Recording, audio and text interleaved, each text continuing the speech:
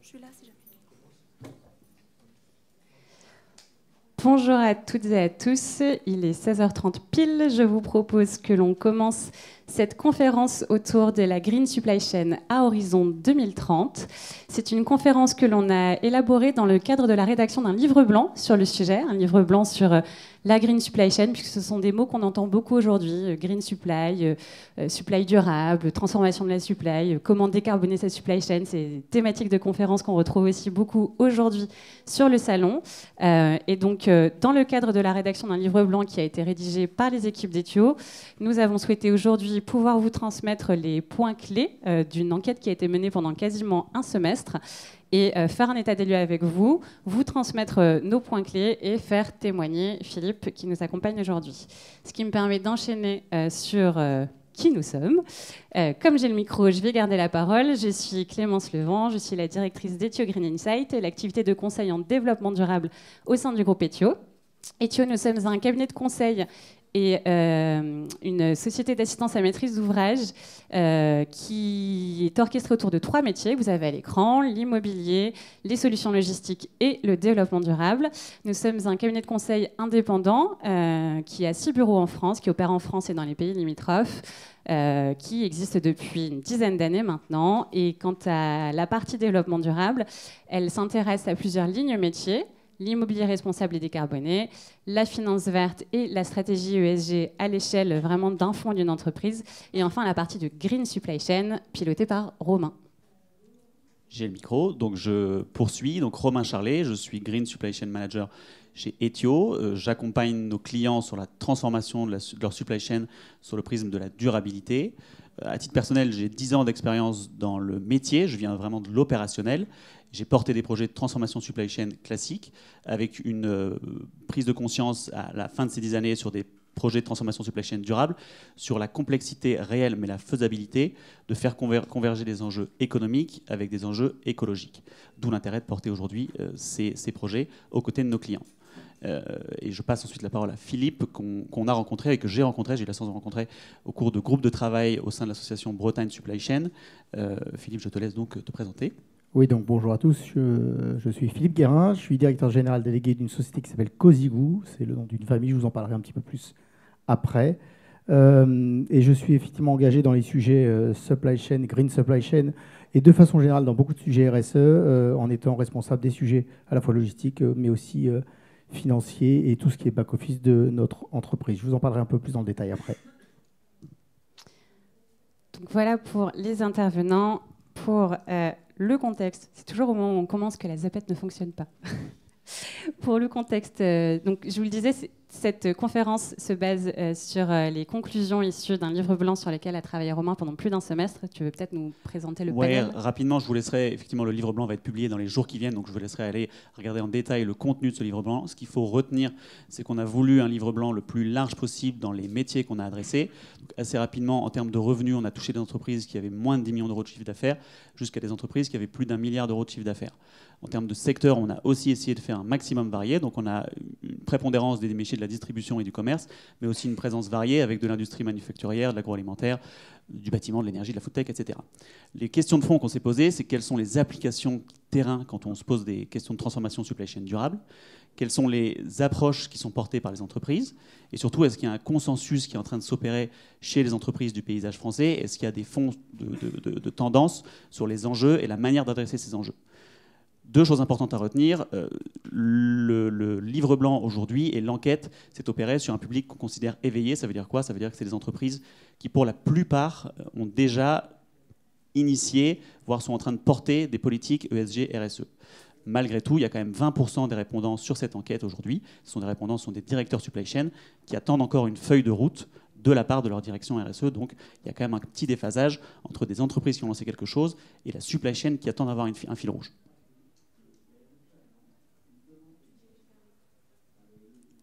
Petite latence. Voilà pour le contexte et le panel des répondants à notre enquête.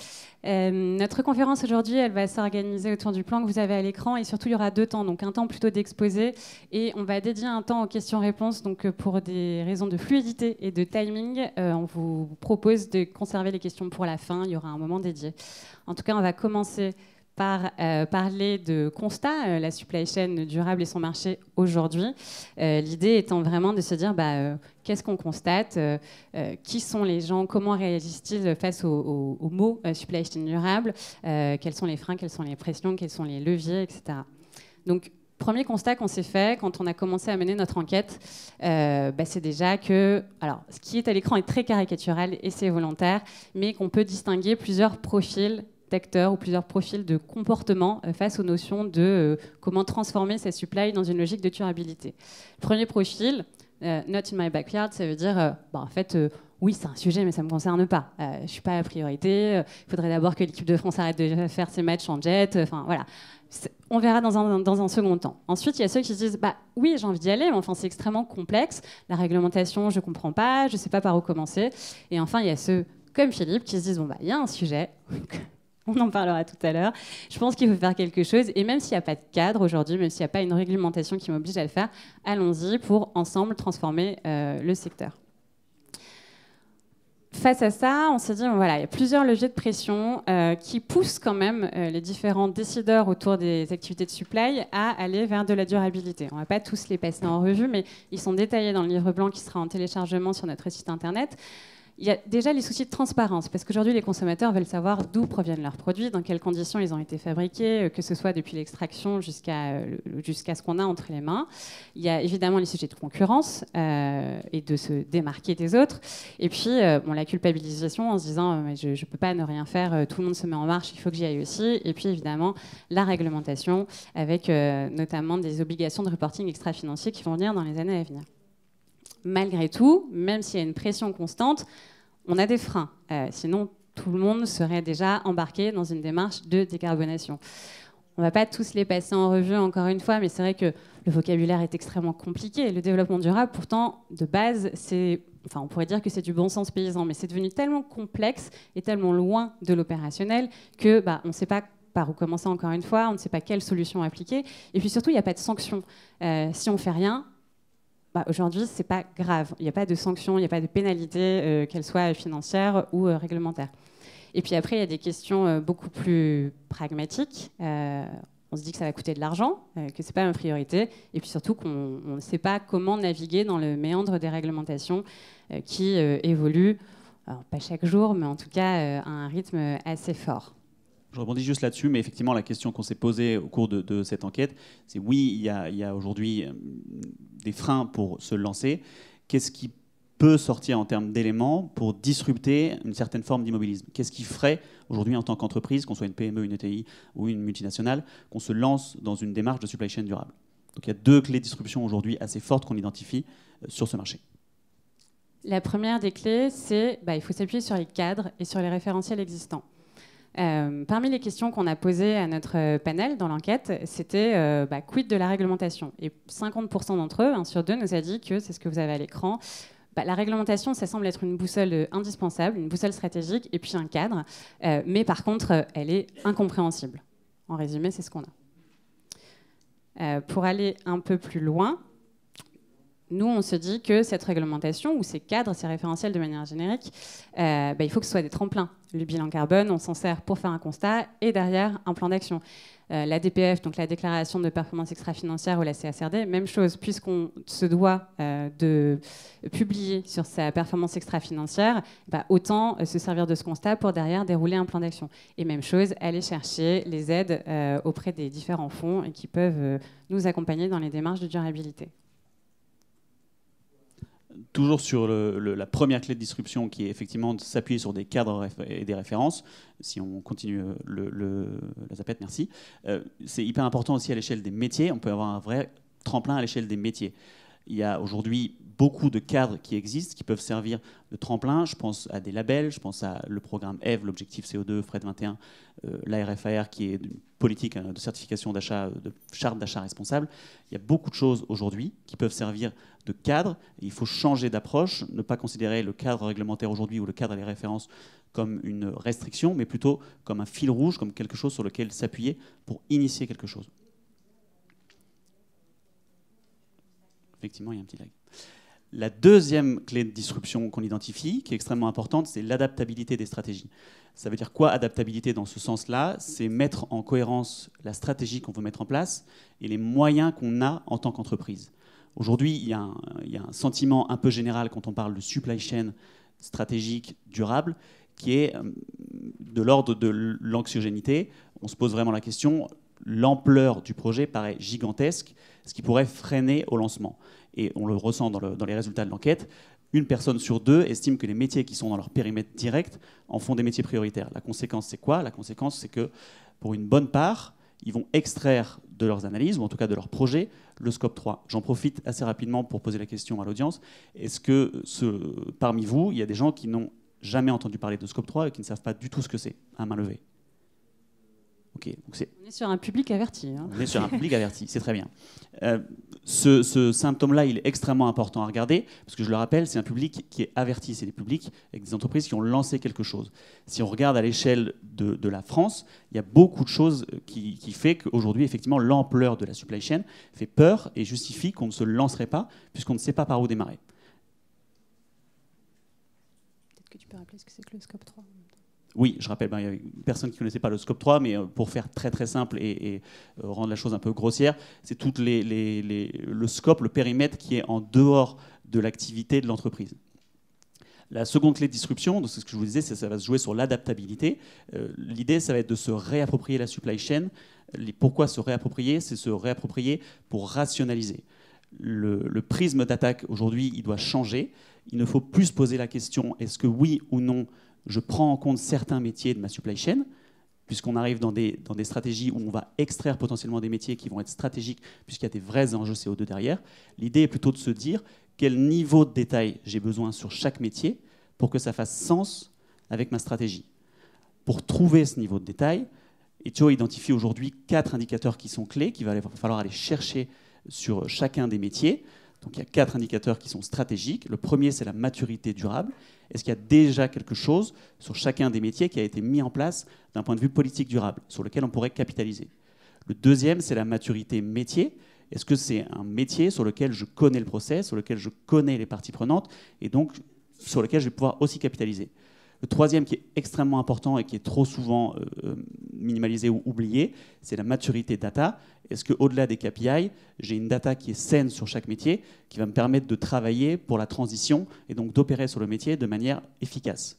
Et le troisième, qui est évident, c'est sur chaque métier, quel est le niveau d'enjeu CO2 sur toute cette chaîne de valeur?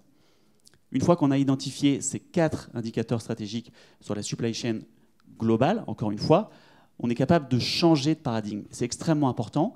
On va passer d'une vision où on est sur une big picture et à chaque métier, on essaye de trouver un programme pour la transition. Et avec une méthode qui va vraiment être une méthode entonnoir, on change de paradigme et on se retrouve à identifier des enjeux qui vont être clés, qui vont devenir des puits de réduction carbone et donc les priorités de l'entreprise. Et encore une fois, on va retrouver vraiment sur cette chaîne de valeur les gros enjeux où je souhaite travailler en tant qu'entreprise, parce que grâce à ces 4 variables, j'ai identifié que c'est là qu'il fallait travailler. 2 clés de disruption qui répondent effectivement à cet immobilisme qui est assez fréquent en France, ce qui n'est pas le cas de Cosigou du tout. On n'est pas du tout dans l'immobilisme. Donc merci beaucoup Philippe d'être à nos côtés aujourd'hui. Est-ce que tu peux nous présenter et nous parler de manière un peu concrète Cosigou et nous expliquer comment l'entreprise s'est décidée à se lancer dans une démarche durable? Oui, je peux. Tu es un peu flatteur, je trouve. Enfin bon. Ouais. Par rapport à d'autres, tout est relatif. Donc la société Cosigou, c'est une société qui est sur le secteur de la distribution de boissons et particulièrement de la distribution de boissons aux professionnels de la restauration. C'est une société qui est en Bretagne, tu l'as dit tout à l'heure, une société familiale, 3e génération. C'est important dans la démarche RSE, on va en parler juste après. Et pour vous donner 2-3 métriques, histoire d'avoir quelques chiffres, on a 13 entrepôts sur la Bretagne. Donc un entrepôt, c'est finalement des chauffeurs-livreurs, des équipes de préparation, des commerciaux et des équipes administratives. Donc 13 entrepôts de tailles différentes. On va dire des plus gros entrepôts qui ont une 50aine de personnes et les plus petits une dizaine de personnes. Et donc ces business units-là, finalement, effectuent un travail et commercial et logistique sur leur zone de chalandise. Ensuite, pour répondre à ta question sur la partie RSE et engagement RSE, d'abord, l'histoire elle date de 2016 et je reviens sur le sujet de l'entreprise familiale et générationnelle. Troisième génération, Antoine, qui est le président aujourd'hui, qui est relativement jeune, qui a une quarantaine d'années, son frère un peu plus jeune que lui, 35 ans, sont arrivés dans l'entreprise avec leurs parents encore présents, mais ont impulsé ce sujet-là. Et notamment, à partir de 2016, on a créé une petite marque interne qui n'a pas beaucoup de sens en tant que telle, mais qui servait à lancer le sujet, qui s'appelait Ecozigou, le petit ECO en vert, et puis le Cozigou, on a joué sur le nom de la société. Ça a permis de lancer le sujet. Et rien que ça, cet aspect purement de communication était un élément essentiel en interne pour impulser cette démarche-là. Je reviens un peu sur le métier, les particularités de notre métier, donc distribution de boissons. On a une flotte de camions de livraison en propre pour livrer nos clients. Ce sont donc nos camions, ce sont des poids lourds, à peu près 80 poids lourds de 12 tonnes. En gros, ce sont des porteurs. À peu près une quarantaine de véhicules légers de 3,5 tonnes pour livrer nos clients également. Et puis, on a un travail amont aussi, puisqu'il faut approvisionner les boissons qu'on livre à nos clients. Et donc, on a tout le flux amont. On vend toute boisson, donc on vend bien sûr du champagne, du Coca-Cola, de l'eau, de la bière qui vient d'Alsace ou du Nord. Donc tous ces produits-là doivent arriver en Bretagne pour qu'ensuite on effectue la seconde distribution. Donc ce sont des points qui sont assez importants. Et dernier sujet sur les spécificités du métier, et c'est assez tendance actuellement, on travaille beaucoup sur la reverse logistique. Donc aujourd'hui, énormément des boissons que l'on vend sont dans des emballages réemployables. Donc ces emballages, on les récupère chez nos clients, puis ils retournent chez les industriels pour être lavés et réutilisés. Ça représente à peu près 70% de notre activité commerciale. Donc c'est quelque chose de très important et particulièrement important actuellement. J'ai fait le tour en gros. Je pense, ouais, j'insiste juste et je rebondis sur ce que tu disais. Ouais. C'est vrai que tu l'as pas mal spécifié dans nos échanges. Tu as trouvé extrêmement important qu'il y ait une vraie vision impulsée par la direction qui a permis de donner une dynamique dans la durée et pas effectivement de s'essouffler au bout de quelques années de stratégie RSE. Oui, c'est ça. Je reparlerai peut-être un petit peu après, mais effectivement, quand j'ai dit qu'on a lancé ça en 2016 avec Ecozigou, il y avait vraiment un portage permanent du sujet avec plein d'actions concrètes qui se sont déroulées. Il y avait une vraie volonté. Finalement, les deux jeunes dirigeants sont convaincus par le sujet eux-mêmes et donc ils sont naturellement porteurs de ça. Donc c'est très très important, c'est même indispensable. La deuxième question qu'on souhaitait te poser aujourd'hui, c'est quels ont été les projets majeurs de la démarche de Cozigou d'un point de vue durabilité et comment est-ce que vous avez priorisé ces projets les uns parmi les autres au sein d'une roadmap globale? D'accord. D'abord, peut-être je vais rester sur les sujets de gouvernance et du rôle. Tout à fait. Comité de gouvernance, c'était un point clé numéro 1. Donc dès le début de la démarche, dès 2016, on a identifié quelques référents qui étaient parmi quelques volontaires. Et il y avait notamment une personne des ressources humaines, une personne de la logistique, il y avait Édouard Cozigou, plus une autre personne du commerce. Et voilà, ces 4 personnes, je n'étais pas dans l'entreprise à cette époque-là, en 2016, ont commencé à mettre en place un comité de pilotage interne pour mettre en place les premières actions concrètes sur les achats, sur la logistique, etc. Donc ça, c'était un premier point. Et puis ensuite, on a franchi une étape dans cette gouvernance-là en mettant en place un projet RSE global au sein de l'entreprise. Un projet, c'était il y a 2 ans à peu près, où on a demandé à l'ensemble de nos collaborateurs, par un emailing global et puis ensuite un relais sur les équipes qui n'avaient pas de mail, nos livreurs ou nos préparateurs de commandes n'ont pas forcément d'adresse mail à l'entreprise, faire appel aux volontaires en disant qui est intéressé pour travailler sur la stratégie RSE de l'entreprise. Et on a eu pas mal de candidats, mais on a 30 candidats qui sont déclarés volontaires et puis qui sont prêts à donner de leur temps et à s'investir dans des groupes de travail. Donc là aussi, c'est un autre effet positif, c'était d'élargir le nombre de personnes qui travaillaient sur le sujet, parce qu'eux-mêmes, quand ils retournent dans leurs entrepôts, sur leur site, ils sont capables de véhiculer, de rapporter et de parler à leurs collègues en disant « mais qu'est-ce que tu as fait ? Voilà ce que j'ai fait concrètement. » Donc du coup, non seulement cette politique, elle est issue de nos collaborateurs, mais en plus, ils retournent dans leurs entrepôts, ils en parlent également. Donc ça, c'est un point extrêmement fédérateur et qui nous a aidé. Un petit point entre les deux, c'est qu'on a aussi, et il faut utiliser ce genre de choses, on a dédié un collaborateur. C'est extrêmement compliqué dans une PME de dire je vais nommer un responsable RSE. C'est juste même pas possible. Et puis qu'est-ce qu'on va lui faire? On revient sur les sujets qu'il y a d'avant. Pour autant, on a pris un alternant d'une école dédiée en master 2, en l'occurrence, sur 2 années. Et d'ailleurs, on en a repris un là, cette année qui finalement permet de garder une certaine continuité de l'action. Donc c'est notre fil rouge. C'est celui qui fait qu'à aucun moment, moi, je décroche. Je pourrais être amené à décrocher, je m'occupe d'autres sujets que de la RSE, donc on pourrait dire, OK, il y a d'autres sujets, le business passe d'abord, c'est bien, mais on n'a pas le temps. Lui, justement, il est le fil rouge, il est celui qui va sans cesse relancer les sujets et qui va faire en sorte que finalement cette action ne va pas être lassée. Donc un dirigeant qui y croit, une personne qui est permanente, plus finalement un comité de gouvernance qui s'est élargi à l'ensemble de l'entreprise, ça nous permet d'agir de façon un peu plus efficace. On a parlé du coup gouvernance, quels sont les bons ingrédients à mettre dans une gouvernance à l'échelle d'une entreprise comme Cosigou. D'un point de vue méthodologie, est-ce qu'on peut revenir rapidement sur l'histoire, comment ça s'est passé chez Cosigou? Je pense qu'il y a une notion de bilan carbone, une notion de label aussi, sur lequel vous vous êtes fortement appuyé. Alors bilan carbone, c'est important. Alors c'était un petit peu avant 2016, mais on avait commencé à travailler en 2014 sur un bilan carbone global, d'ailleurs en l'occurrence, sur toutes les scope 3 inclus en l'occurrence. Et ça nous a aidé à prioriser, je vais peut-être un petit peu y revenir après. Et pour information, on a prévu de le refaire en 2024. Donc on refait un nouveau bilan carbone en 2024, parce qu'entre 2014 et 2024, notre business a sensiblement évolué. On ne vend pas forcément les mêmes produits. Et donc il y a des choses qui ont bougé, on n'a plus les mêmes véhicules, etc. etc. Ça, c'est un point important. Le bilan carbone de 2014 nous a permis d'identifier où étaient les effets CO2 dans notre activité. On s'est rendu compte d'ailleurs à cette occasion-là que 66% de nos émissions de CO2 étaient liées aux produits qu'on commercialisait. Donc pas forcément à notre activité intrinsèque, à notre mode de fonctionnement, mais plutôt à ce que l'on vendait. Pour autant, c'est un sujet il faut quand même qu'on l'appréhende. Et on n'a pas zéro levier là-dessus.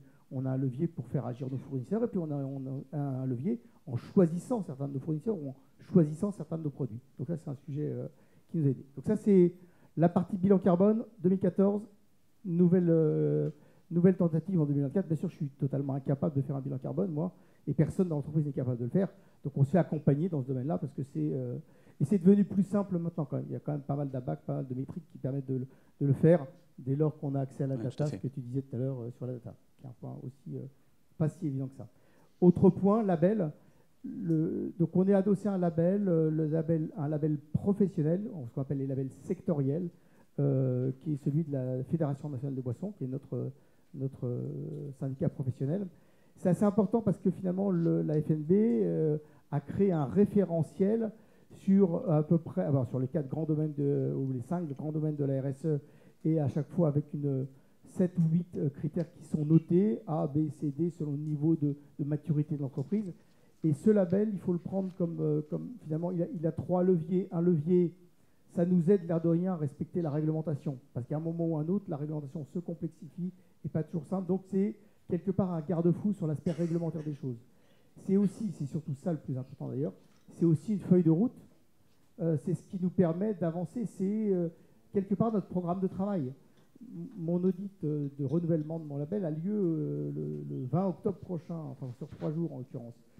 Qu'est-ce qu'on a fait depuis avant l'été? C'est qu'on a repris notre audit de l'année passée, on a regardé le détail, on a regardé où est-ce qu'on était plutôt pas mauvais, où est-ce qu'on était plutôt bon, est-ce qu'on s'était amélioré depuis, et qu'est-ce qu'on a encore à faire. Donc c'est une façon de travailler. Et le label, nous, on le prend vraiment comme étant notre programme de travail.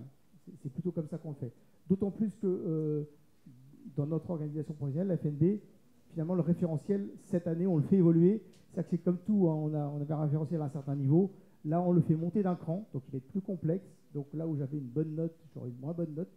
Mais bon, c'est pas très grave, en l'occurrence, c'est ce qui va me permettre de continuer à progresser. Donc à la fois, je suis dans le label, mais en plus, je suis dans un label qui fait évoluer son référentiel et donc qui me permet moi-même de progresser. Et puis, peut-être le dernier point, c'est aussi la contrainte. Le label, c'est l'audit. L'audit, c'est on aura une note et donc on n'a pas le choix. Merde, on s'est engagé dedans. Donc, on est obligé d'y aller. Donc, on y va, quoi, en fait. C'est cet aspect de contrainte qui fait qu'à aucun moment, je peux m'échapper en disant oui, mais cette année, on n'a pas le temps. En fait, du coup, on a le temps, on est obligé, on est rentré dedans. Dernier point là-dessus, je trouvais ça intéressant aussi de partager l'expérience de Cosigou sur la notion de priorisation, puisqu'effectivement, vous vous êtes appuyé sur le label comme fil rouge, finalement. Pour autant, vous avez quand même dû à un moment choisir de prioriser, même si vous avez fait un bilan carbone sur l'exhaustivité de l'activité, il a fallu faire des choix, puisque vous n'avez pas des ressources infinies, vous n'avez pas des moyens infinis, donc vous avez fait des choix. Oui, c'est ça. Et on continue à les faire en l'occurrence, et on en reparlera un petit peu après sur d'autres engagements qu'on a pris depuis. Et effectivement, quand on a regardé notre bilan carbone en 2014, on a regardé où est-ce qu'on pouvait agir le plus simplement possible. Et voilà, quand notre entreprise, elle va parler à Heineken, du coup, Heineken nous écoute, ils nous regardent gentiment, mais finalement, on a du mal à faire évoluer leur façon de produire leurs produits. Donc, faire baisser le bilan carbone d'une canette d'Heineken ou d'une bouteille de Coca-Cola, on a un peu de mal. Donc, du coup, ça n'a pas été ça notre priorité. Donc, du coup, on s'est concentré sur ce qu'étaient nos priorités.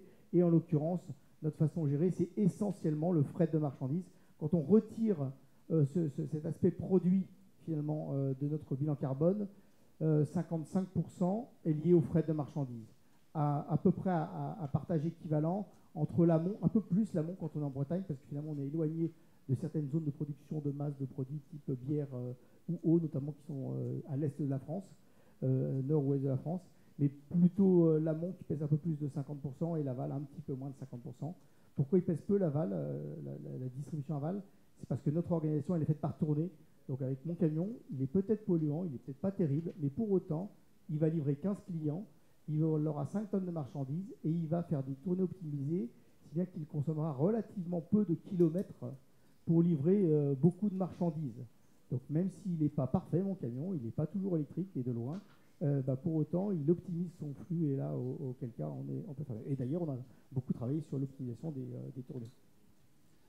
Toujours dans cette notion de cadre là-dessus, vous vous êtes appuyé sur le programme EVE, qui a aussi servi de vecteur d'impulsion et de fil rouge pour se lancer dans une démarche de décarbonation. Donc là, justement, ça, c'est plus récent. L'intérêt du programme EVE, donc on s'est engagé dans la partie fret 21 du programme EVE, qui concerne les chargeurs. Nous sommes des chargeurs, en l'occurrence.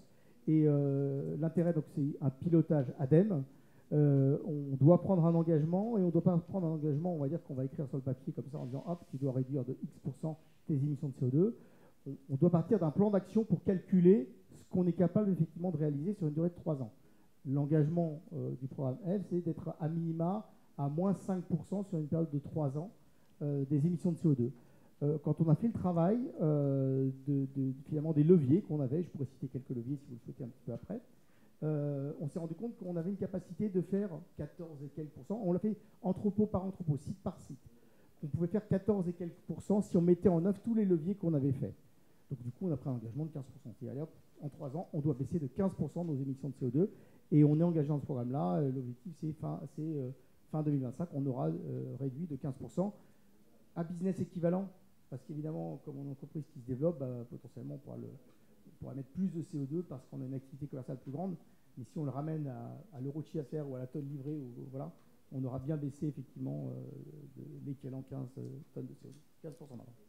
Oui. Merci Philippe pour ton témoignage. Donc, pour résumer, une direction engagée, un groupe de travail pluridisciplinaire et un cadre, donc le référentiel, que ce soit celui de France Boisson ou celui de Fret 21. Exactement. Parfait, ça nous permet d'enchaîner sur nos conclusions à nous par rapport au livre blanc et puis je pense qu'on reviendra vers toi pour les questions à la fin. Tout à fait, donc si on essaye de prendre du recul sur l'exemple de Cosigou qui est exemplaire à plein d'égards, on s'est effectivement posé la question, c'est ce que je vous disais tout à l'heure, d'identifier si oui ou non il y a des tendances de fond qui sont en train de se créer sur les démarches de supply chain durable de nos entreprises en France. Et on s'est posé ces questions sous 2 prismes qui nous paraissent fondamentales. Le premier, c'est la gouvernance, et le deuxième, c'est les méthodologies de transformation. Quand on regarde la gouvernance, aujourd'hui, il y a des schémas un peu répétitifs qui s'instaurent, qui ne sont pas systématiques, mais qui sont assez fréquents, où il y a des groupes de projets qui vont se monter, ou pour ceux qui ont plus de moyens, des départements RSE qui vont se monter, mais il y a des vrais pièges à éviter. Des vrais pièges quand on considère des entreprises avec des supply chains qui sont complexes. Le piège assez facile dans lequel on peut tomber, c'est ne pas inclure les grosses parties prenantes de la supply chain au sein de ces groupes de travail ou au sein de ces départements RSE, au moins dans la dimension décisionnaire. Et le résultat de ces pièges-là, c'est effectivement qu'au moment où on lance ces projets et ces politiques durables, on peut se retrouver avec un énorme déphasage entre la volonté et les velléités du programme RSE et la réalité opérationnelle. Et donc, in fine, sur le terrain, on peut se retrouver avec un manque de ressources allouées par rapport au projet qu'on a défini ou un manque d'expertise vis-à-vis de ce qu'on veut déployer. Et donc, in fine, effectivement, un processus qui va être freiné, qui ne va pas être arrêté, mais en tout cas freiné. Les éléments qu'aujourd'hui Ketio identifie pour une gouvernance supply chain durable qui serait idéale ou entre guillemets parfaite, ils sont au nombre de 5. Le premier, c'est désacraliser. Ça veut dire quoi, désacraliser? Ça veut dire apporter une certaine humilité par rapport à son métier quand on se lance dans un projet durable. C'est OK, entre guillemets, de ne pas être complètement expert de supply chain durable, même si on est expert de supply chain. C'est une nouvelle composante qui est extrêmement structurante. Donc, on peut se lancer dans une démarche d'apprentissage collaborative, mais c'est un nouveau métier qu'il faut appréhender. La deuxième, et Philippe en a pas mal parlé, c'est d'avoir une vision. C'est extrêmement indispensable d'avoir une vision qui est portée par l'entreprise et pas que ce soit complètement disparate au cœur de services ou de profils de personnes de l'entreprise qui sont véritablement engagées. Il faut que ça vienne d'en haut et que ça infuse pour que ça soit perduré dans la durée. Le troisième, c'est d'avoir de l'expertise supply si elle est justifiée à ce moment-là. À partir du moment où on est sur une activité industrielle, de distribution, commerce, e-commerce, c'est indispensable d'intégrer l'expertise supply pour comprendre les enjeux à la prémisse du projet et donc définir des solutions qui vont être adaptées à ces enjeux-là. Le quatrième élément, c'est le leadership collaboratif. On ne peut pas considérer que des projets aussi structurants qu'une transformation supply chain durable ne peuvent être portés que par une tête de proue qui porte tout seul ces projets archi-stratégiques. Il faut que ce soit un leadership collaboratif et qu'on mette autour de la table les acteurs qui ont en tête les enjeux du métier et donc qui vont pouvoir prendre les bonnes décisions collaboratives pour mettre en place la stratégie. Et le dernier, Philippe aussi en a pas mal parlé, c'est communiquer pour impliquer. C'est absolument indispensable en termes de gouvernance d'onboarder les gens, d'embarquer les gens à partir du moment où on veut lancer une politique durable. Le deuxième prisme sur lequel on a voulu regarder, effectivement, si sur les enjeux et les stratégies cibles, il y avait une tendance de fond, c'est la méthodologie de transformation. Alors, sur la méthodologie de transformation, les résultats que vous avez à gauche de l'écran sont issus de l'enquête qu'on a menée pour savoir ce qui, au sein des supply chains des personnes qu'on a interrogées, était déjà mature en termes d'ESG et de RSE. Ce qu'on note, c'est le podium que vous avez, le sourcing en premier lieu, les process en deuxième, les co-conceptions des produits en tant que tels en troisième. En revanche, ou en parallèle, on se rend compte que les priorités, par contre, ESG des entreprises sont d'abord celles des produits, plus les sourcing, et enfin le transport. Donc les conclusions, vous les avez à droite, c'est qu'on se rend compte que le produit, on se rend compte que c'est la priorité, le produit fini, j'ai besoin de savoir que je peux afficher une politique environnementale assez forte et un discours qui sera clair sur le sujet. Le transport, on se rend compte qu'il est au cœur des enjeux à adresser, mais pourtant, en termes de maturité, donc ça veut dire à quel point je maîtrise du transport vertueux dans ma chaîne de production. Nous, dans l'enquête qu'on a menée, le transport arrive à un rang de 6 sur les 9 propositions qu'on avait faites. Donc finalement, on sent que c'est un enjeu, mais on ne le maîtrise pas encore complètement. Et la vraie remarque qu'on s'est faite par rapport à ces questions, quand on a pu échanger avec les différents répondants, c'est que la data, elle est complètement laissée pour compte, alors que pour nous, elle est primordiale, et tu en as parlé, Philippe, pour pouvoir se connaître, se faire une introspection avant de justement pouvoir prioriser. Et dans les enquêtes qu'on a menées, on s'est rendu compte que ce n'était pas du tout les priorités, c'était d'abord le sourcing et le transport. Au-delà de ces conclusions, et je vous invite aussi encore une fois à lire le livre blanc pour avoir plus de détails sur ces priorisations et sur ces appréhensions de la maturité de chaque entreprise répondant de l'enquête, c'est intéressant aujourd'hui ensemble de prendre du recul sur les leviers de priorisation. Qu'est-ce qui fait aujourd'hui que sur une supply chain globale, tel ou tel métier devient prioritaire pour nos entreprises ? Il y a 3 leviers fondamentaux qui ressortent quand on pose cette question. Le premier, c'est d'œuvrer pour un maximum de bénéfices pour l'environnement, qui est quasiment systématique. Le deuxième, c'est d'avoir une approche qui est héroïste. Et le troisième, c'est de travailler sur les métiers de l'entreprise qui sont en maîtrise. Ce qu'on conclut assez rapidement quand on regarde ces 3 leviers de priorisation fondamentaux, c'est que le pragmatisme est roi. On va à l'essentiel, on va travailler là où on est sûr de pouvoir avoir de la vertu, à la fois pour l'environnement, à la fois pour le business et à la fois pour les employés. Ce qu'on voit moins facilement, c'est encore une fois un paradoxe entre le premier levier et le troisième. La question que pose Ethio aujourd'hui, c'est comment on garantit de travailler sur une supply chain globale pour un maximum de bénéfices pour l'environnement, si in fine, pour des questions de temps, ressources ou autres, on finit par travailler uniquement sur ces métiers en maîtrise.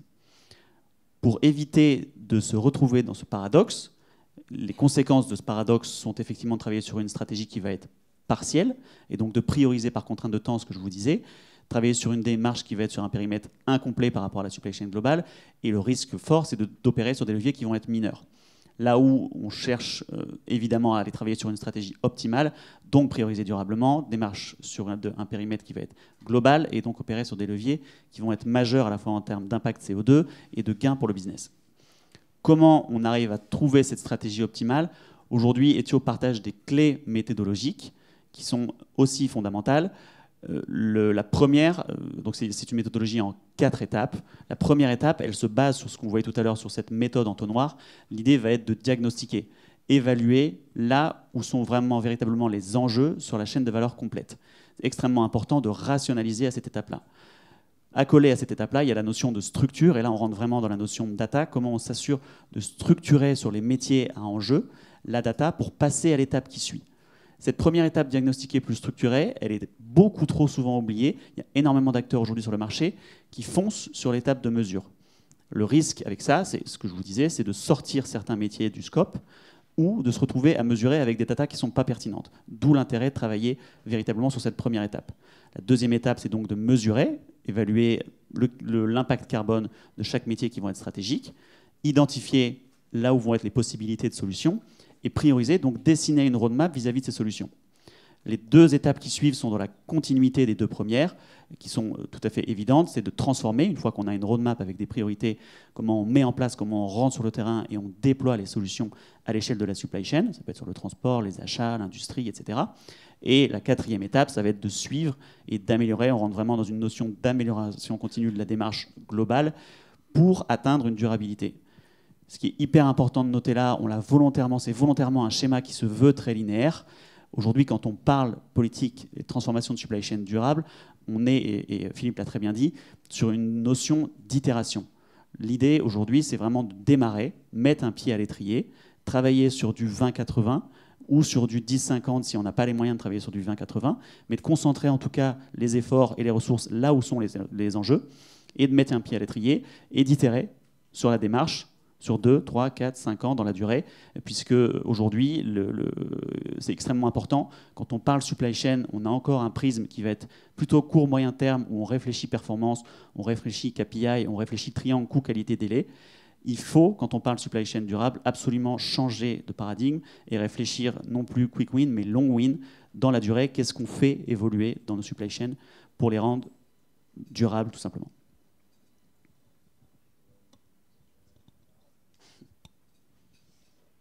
Du coup, puisqu'on arrive à la fin, je vais quand même revenir sur la méthodologie. Ce que tu nous dis, Romain, et ça fait écho avec ce que tu nous présentais, Philippe, c'est que si on oublie cette phase d'introspection, de connaissance de par les data, on peut, et si on arrive directement dans la mesure, en fait, on peut fausser les priorités. C'est un peu ce que tu nous disais. J'aimerais faire bouger Heineken, j'aimerais faire bouger Coca-Cola, mais finalement, je vais d'abord agir sur ce qui m'est facile. Oui, exactement. Oui.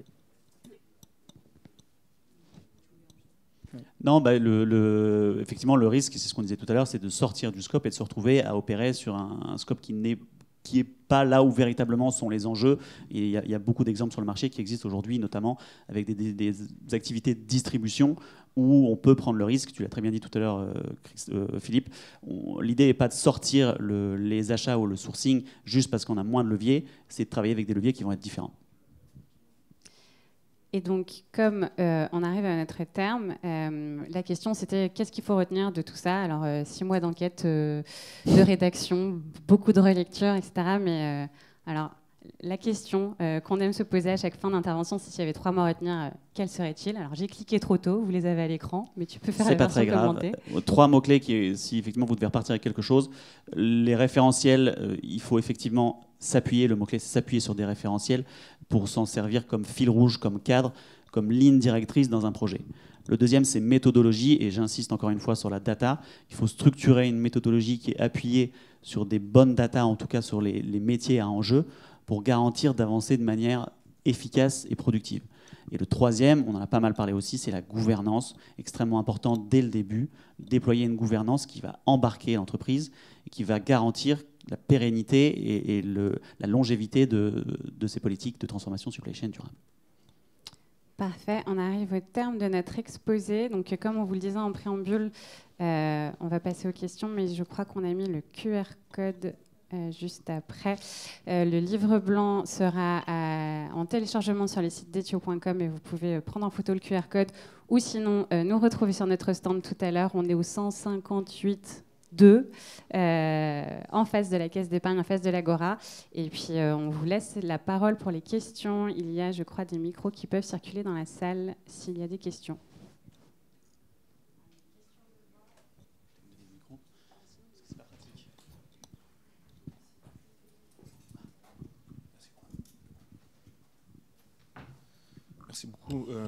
Merci beaucoup pour cet engagement. Je m'appelle Kevin Fertig, je représente le cabinet de conseil Agendi.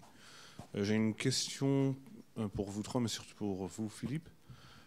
En termes de la manière de conduire cet engagement avec les fournisseurs clés, où ces données existent et vous savez qu'ils sont prioritaires, est-ce que vous pensez que cet engagement s'optimise en engageant les relations clients avec ces fournisseurs, ou s'ils ont un département RSE,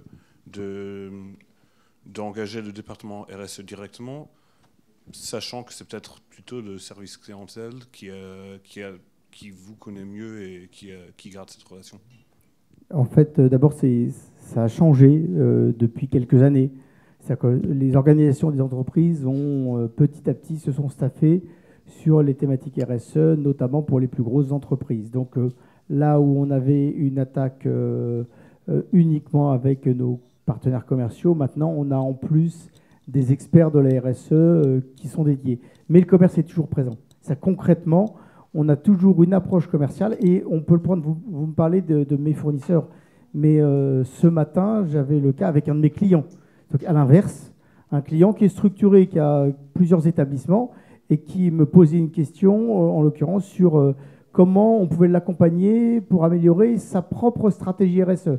Et la réponse qu'on lui a faite, et on a rendez-vous dans 15 jours là-dessus, c'est de revoir la gamme des produits qu'on lui distribuait en favorisant des produits avec du réemploi derrière. Donc là où typiquement on a une gamme de vins en bouteilles consignées, donc réutilisables, qu'on lui avait déjà présenté, mais il n'avait pas retenu, eh ben on va lui représenter et lui dire, voilà, là tu as une solution réelle. On a un jus de fruits local, on dit, plutôt que de prendre des jus de fruits qui viennent de l'autre bout de la France, prenons des jus de fruits locaux. Donc voilà, toute une série de choses qu'on peut faire nous, avec nos clients. Et donc, tout ça pour répondre à la question qu'il faut que le business soit là. Parce que si on n'est que de RSE, finalement, on vit dans un monde totalement déconnecté de la vie de l'entreprise. De toute façon, c'est vraiment la conclusion de tout ce qu'on s'est dit. Il ne faut pas oublier le triptyque coût, qualité, délai. Ce n'est pas parce qu'on réfléchit en intégrant une composante différente qu'on va abandonner son métier de base et nos priorités de base. Je complète juste la réponse qui est de manière très pragmatique. Et après, il y a d'autres leviers, il y a plein de leviers qui existent quand on veut engager ses fournisseurs. On peut penser des choses très simples de juste sensibilisation, où effectivement on met les bonnes personnes autour de la table du métier, de la RSE, où on va sensibiliser sur l'engagement du client vis-à-vis de ses fournisseurs pour que le fournisseur s'engage à ses côtés. Ça peut être une solution. Après, il y a des groupements projets d'entreprises et de typologies de secteurs qui peuvent se créer aussi pour avoir des moyens de pression sur des typologies d'entreprises fournisseurs qui sont beaucoup trop importantes au regard de ses clients. Donc c'est des moyens d'accompagner et des moyens d'initier quelque chose avec ses fournisseurs. C'en est deux, mais il y en a 3, 4, 5 qui peuvent se créer. Il y a beaucoup d'initiatives qui existent, qui sont assez inspirantes aujourd'hui par des entreprises qui sont assez novatrices.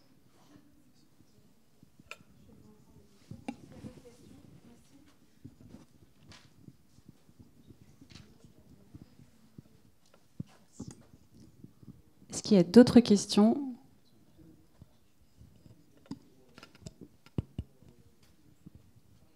Oui, bonjour. Quel est le rôle de la FNB dans votre stratégie RSE? Est-ce qu'ils ont été moteurs ou est-ce que c'est vraiment une initiative personnelle que vous avez menée au sein de votre entreprise seulement? Alors, je pense que c'est les deux, mais moteur 1, c'est un vrai moteur à un moment donné, parce que c'est ce qui a déclenché le processus de labellisation et ce que j'expliquais tout à l'heure, notamment de se mettre dans un cadre, à la fois d'avoir un référentiel qui nous permet d'avancer la méthode, quoi, simplement, qu'est-ce que je dois faire, et puis ce système de notation qui met dans un système de contraintes et d'obligation d'avancer. Donc, à ce titre-là, c'est moteur. Pour autant, si je n'ai pas Antoine et Édouard Cosigou, les patrons qui sont complètement dans le sujet, il ne se passe rien dans l'entreprise. Et il y a beaucoup d'autres distributeurs grossistes en boissons qui sont également adhérents de la FNB, mais qui n'ont pas du tout entamé de démarche RSE. Donc en fait, c'est la coexistence à la fois d'une volonté d'une entreprise et effectivement, grâce aux outils mis en place par la FNB et le fait que le référentiel évolue, etc., eh ben, on peut aller peut-être plus vite, peut-être plus loin, notamment pour les entreprises qui ont vraiment envie. Et est-ce que la FNB n'est pas le bon niveau pour mettre la pression sur les fournisseurs pour améliorer le scope 3 Alors, au sein de la FNB, il y a ce qu'on appelle le groupe des fournisseurs partenaires. Et effectivement, une fois par an, il y a une réunion avec les fournisseurs partenaires dans laquelle on peut aborder l'ensemble de ces sujets-là. Pour autant, ça n'a jamais débouché sur des choses extrêmement efficaces.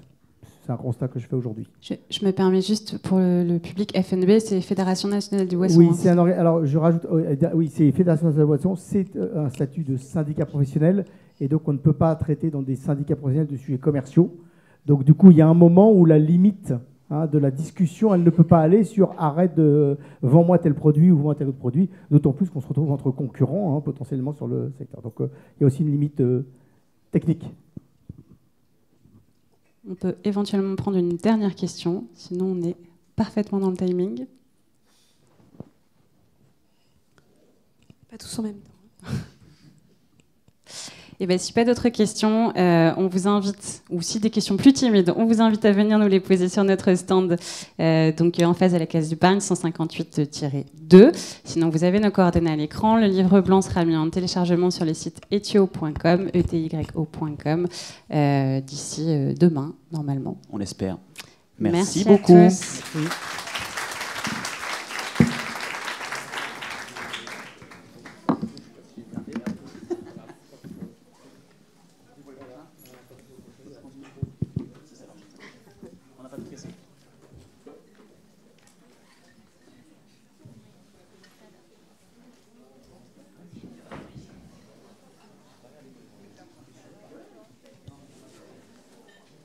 Jean-François.